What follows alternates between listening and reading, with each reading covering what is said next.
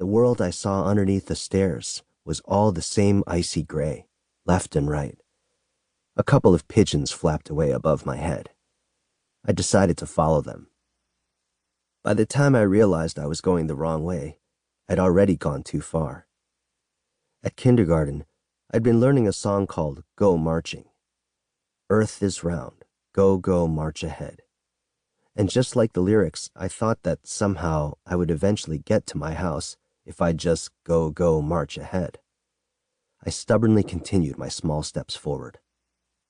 The main road led to a narrow alley lined by old houses, those crumbling walls all marked with crimson random numbers and the word vacant. There was no one in sight.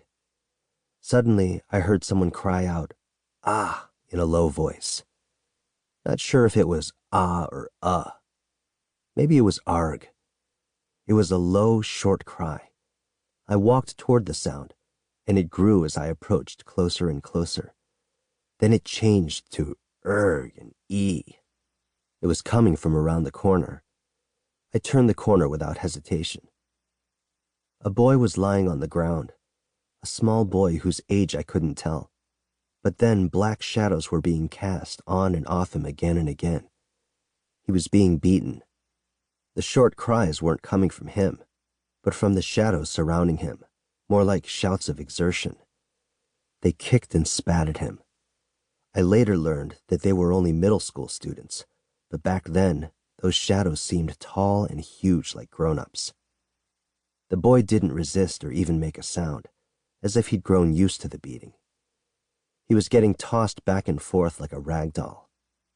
One of the shadows kicked the boy in the side as a final blow. Then they left. The boy was covered in blood, like a coat of red paint.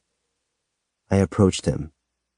He looked older than me, maybe 11 or 12 years old, around twice my age, but I still felt like he was younger than me. His chest was heaving quickly, his breath short and shallow like a newborn puppy's. It was obvious he was in danger. I went back to the alley. It was still empty. Only the red letters on the gray walls disturbed my eyes. After wandering for quite some time, I finally saw a small corner store. I slid open the door and stepped inside. "Excuse me." Family Game was on television. The shopkeeper was snickering so hard watching the show that he must not have heard me. The guests in the show were playing a game where one person wearing earplugs had to guess words by watching others mouth them. The word was trepidation. I have no idea why I still remember the word. I didn't even know what it meant then. One lady kept making wrong guesses and drew laughs from the audience and the shopkeeper. Eventually, time ran out and her team lost. The shopkeeper smacked his lips, maybe because he felt bad for her. "Sir," I called to him again. "Yes?" He finally turned. "There's someone lying in the alley." "Really?" he said indifferently and sat up. On television, both teams were about to play another round of a high-points game that could turn the tide. "He could die," I said, fiddling with one of the chewy caramel packs neatly lined up on the display stand. "Is that so?" "Yes, I'm sure." That was when he finally looked me in the eye. "Where'd you learn to say such creepy things? Lying is bad, son." I fell silent for a while, trying to find the words to convince him. But I was too young to have much vocabulary, and I couldn't think of anything else truer than what I had already said. "He could die soon." All I could do was repeat myself. 3. I waited for the show to finish while the shopkeeper called the police. When he saw me fiddling with the caramel again, he snapped at me to leave if I wasn't going to buy anything.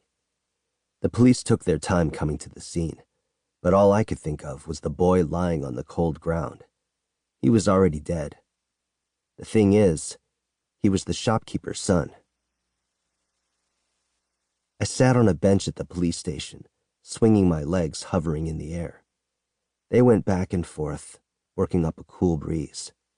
It was already dark, and I felt sleepy. Just as I was about to doze off,